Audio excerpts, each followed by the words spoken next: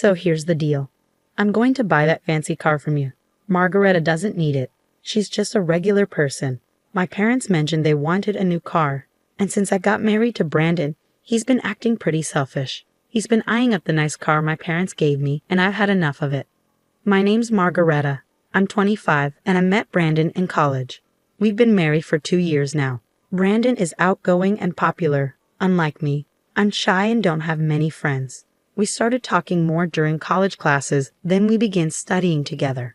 I never thought someone like Brandon would be interested in me, but he surprised me by asking me out. I was really happy and said yes right away. That's how our relationship started. It made sense why I liked Brandon. He was handsome, friendly, and serious about his studies. But for him, things should have been different. He had lots of cute, stylish female friends. Finding another girlfriend wouldn't have been hard for him. Once, I bravely asked him, "Do you really think I'm the right one for you?" He seemed surprised and asked why I was bringing it up. I admitted, I'm not very confident. I wanted to know why he chose me. After thinking for a moment, he said, "I guess it's comfortable being with you." I wasn't satisfied, but before I could say anything, he seemed annoyed and started playing with his phone. Not wanting to argue, I quickly ended the conversation. "Yeah, you're right. Sorry for bringing it up." Even though I still had doubts, our relationship kept going smoothly. Time passed quickly. We finished college, got married, and moved into a condo. I got a job at a regular company while Brandon went off to do more school and research. When I told my mom we were getting married, she was really happy. She said, "That's great news." We were starting to worry. "We thought you'd introduce us to a boyfriend sooner." I felt bad for not telling them about Brandon earlier, but Mom understood. She said I've always been independent, handling things on my own. Knowing Brandon was there for me made her feel better. My parents met in college and still love each other a lot, which I admire. Dad worked hard, climbing up the ladder at a big company. Mom supported him and also pursued her passion for cooking. She became really good at it and even teaches cooking classes now. They respected each other's lives and gave each other space. Growing up with them, I learned to be independent too. I wasn't great at much except studying, so I didn't go to grad school. I wanted to be self-sufficient and start my own life soon. Even though I grew up in a well-off family, I didn't want to rely on them forever. I wanted to have a family of my own, like Mom and Dad. I hope to make them proud by having kids someday. It might sound simple, but for someone like me, it's a big goal. Once we moved in together, Brandon started acting more selfishly. He was a grad student and worked part-time, but he didn't pitch in much for our living costs. I tried bringing it up gently, saying, "Hey, Brandon, it would be really helpful if you could contribute more of your part-time earnings towards our expenses." But he just coldly replied, "I do contribute some, you know. And didn't you say you'd handle the living expenses when we moved in together, Margareta?" Brandon always talked about wanting to be a professor, which is why he went to grad school. I had assured him not to worry about money when we got married, telling him I had a good job. I murmured, "Yeah, I did say that," feeling unsure about what to say next. Brandon sighed heavily. "You wouldn't get it. Being a grad student costs a lot for socializing and stuff. Oh, and by the way, I need money for a research trip. Can you lend me $500? I'll pay you back later." Brandon's financial pressure became more common and our problems got worse. He started spending more nights away from home, leaving me waiting by the phone with cold meals in front of me. When he did come home happy for a change, I was too forgiving. He'd sometimes say things like, "Hey, Margareta, remember you wanted to go somewhere? I have tomorrow off. Let's go." He'd bring up outings out of nowhere or compliment my cooking, making me feel special. Each time he was nice to me, I'd catch a glimpse of the happy married life I wanted, and it made me hesitate. But I knew this wasn't normal. I felt lonely and anxious, but I couldn't talk to anyone about it. I didn't want to upset my parents, who were thrilled about our marriage, but they must have started to notice something wasn't right. When I finally visited my parents after a long time, Dad suggested I stay over and have dinner with them. Mom cooked a big meal to welcome me back. During dinner, Dad mentioned my Aunt Ellen had visited recently and wanted to see me. He said she's always spontaneous like that. Ellen was lively, ambitious, and independent. "I'll reach out to her soon, thanks, Dad." Dad mentioned how much my Aunt Ellen loved me and how she always teased about Brandon stealing me from her, even though she didn't want to get married herself. That's just how she was. Before I met Brandon, Ellen was more like a close friend than an aunt. I could talk to her about anything, even things I couldn't tell my parents. She understood me better than anyone and was always there for me. At first, I was too shy to tell her about Brandon, but I wanted to see her again and show her I was doing okay. A few days after staying with my parents, I met Ellen at a cafe. She was dressed really stylishly, as usual. Ellen checked out my outfit and said gently, Margarita, marriage is just the start of a lifelong journey for a woman. You should always feel confident and attractive, no matter what. Your clothes can make a big difference, so don't forget to take care of yourself. Then she took a sip of her tea gracefully. I totally forgot about fashion lately. I'm sorry for not keeping in touch for so long. I murmured apologetically. Ellen replied, That's typical of you, Margarita. It's good to be honest and serious, but being too timid usually comes from lack of experience. But I was thrilled when I heard you found someone special. I thought, finally, Margarita is taking a step forward. It had been ages since I spent time with someone outside on a day off, and the weather was perfect. We sat on the terrace, basking in the warm sunlight. In that peaceful moment, I felt like I could talk to Ellen about my worries without feeling too down. I had hoped even someone as shy as me could make it work with Brandon at first.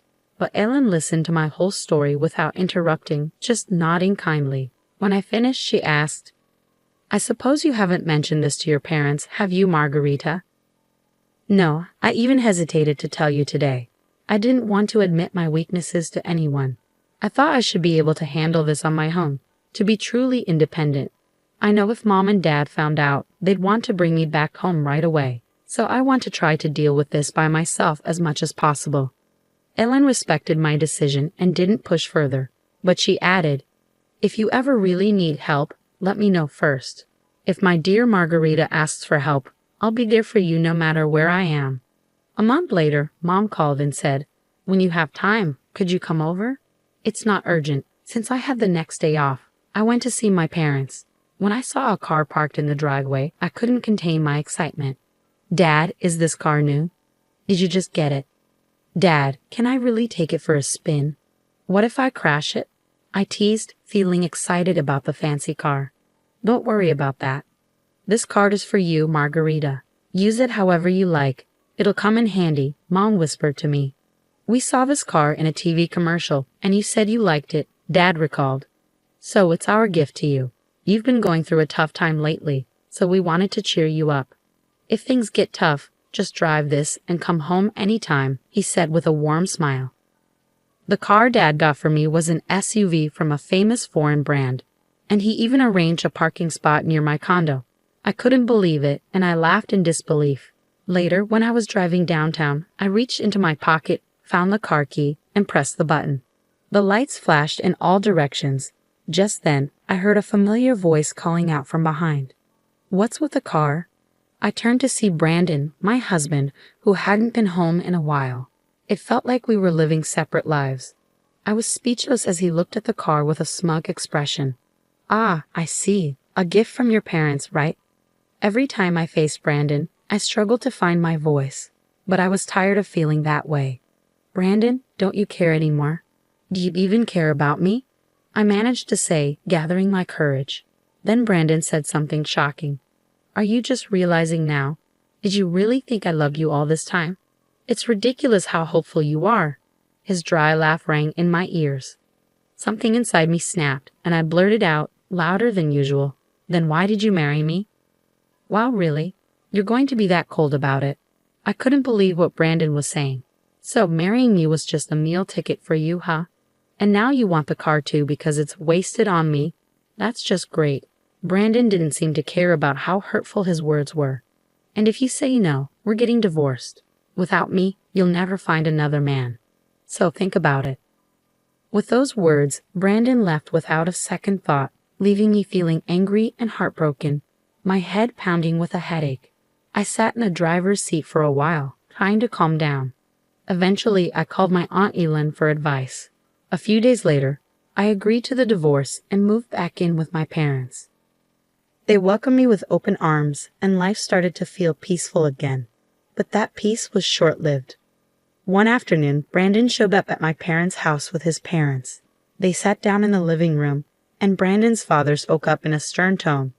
"We're here to talk about our son's divorce. It's urgent." When drafting the divorce papers, Margareta warned Brandon, "If you don't agree to the divorce, I'll use my parents' connections at the university to ruin your future. It wouldn't be hard to damage the career of a junior registrar if their daughter complains." Brandon truly loved Margareta. Her behavior was too harsh. It's clear she was trying to intimidate him. "We could easily challenge the divorce," Brandon's father said, feeling deceived by Margareta. Behind her plain appearance, she's actually a mean and greedy woman. Poor Brandon. I heard she paid him to stay away. She must have had other men over. We need to go to family court and claim that Brandon was threatened by his wife. But if there's a proper apology, things might change. For example, if Margareta gives up that car she's driving, it might help smooth things over. Brandon and his parents remained silent, just listening to their parents' protests. Suddenly, the doorbell rang, and Mom went to answer it. Ellen appeared behind Mom as she came back to the living room. "Sorry I'm late. How's the discussion going?" "Brandon's family had met Ellen once at my wedding." "What are you doing here? It's rude to barge in like that." "We're busy right now. Outsiders should leave," Brandon's mother objected.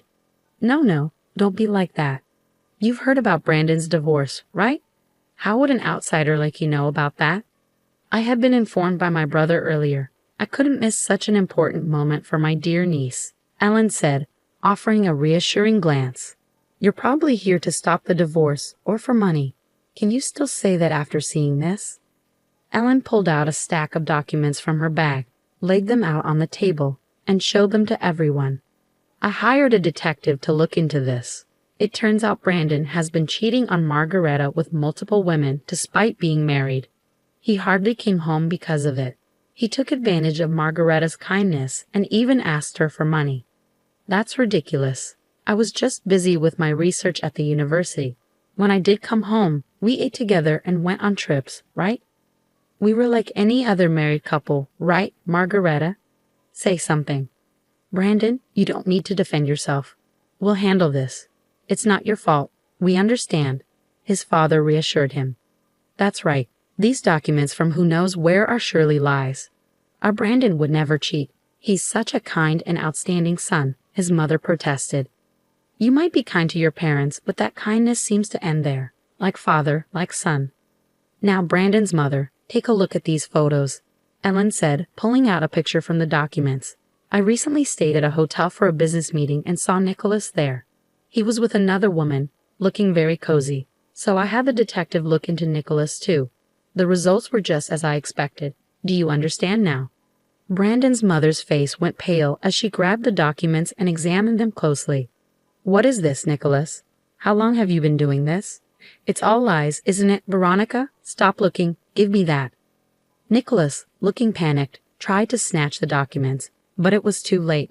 Veronica, distraught, confronted Nicholas. "You've been cheating on me. The car you wanted so badly was for her in these photos, wasn't it?" No matter how hard Nicholas tried to calm her down, Veronica wouldn't listen.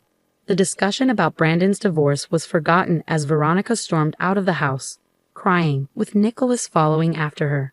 Left behind, Brandon said, "Hey, wait, what about me?" and followed them out in confusion. The rest of us were left in stunned silence for a while, but Aylin had a satisfied look on her face, winking at me. Later, Aylin told me that Brandon's parents did end up getting divorced. "You won't fall for such a terrible man again. Let's make you more attractive. I'll teach you everything about grooming yourself as a woman." Despite her busy schedule, Ellen visited me often and took me to various places like meals and shopping trips. During that time, I learned a lot from her. A year after the divorce, I made the decision to go to graduate school. I worked hard to improve myself, focusing on my studies. Time passed quickly, and one day, I heard someone call my name at a street intersection. I turned around to see Brandon. "It's been a while. You've changed a lot, haven't you?"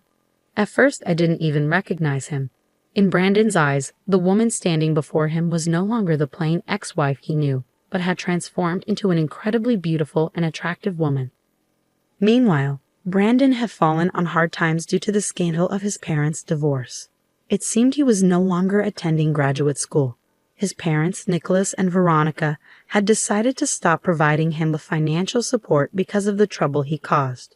He was struggling to afford his tuition and living expenses, far from the carefree life he once enjoyed. The women who used to be interested in him had left him one by one. The former glory he once had vanished in an instant, and now he found himself face to face with his ex-wife, who seemed to be a completely different person. As Brandon was about to suggest catching up, a man approached and asked, "Sorry for the wait. Are you a friend of Margarita's?" It was Leonard, the man I was currently dating. Wow, that guy is really handsome, isn't he? He's so tall. Could he be a model? Commented a group of women nearby, looking at Leonard. He's someone from my past, but it's okay. We're finished talking. Let's go, shall we? Leonard said, taking my hand and briefly acknowledging Brandon. Brandon stood there, stunned, as Leonard led me away by the hand. Without a second thought for Brandon, Leonard and I walked towards the crosswalk, and I didn't look back, keeping my gaze straight ahead as we left.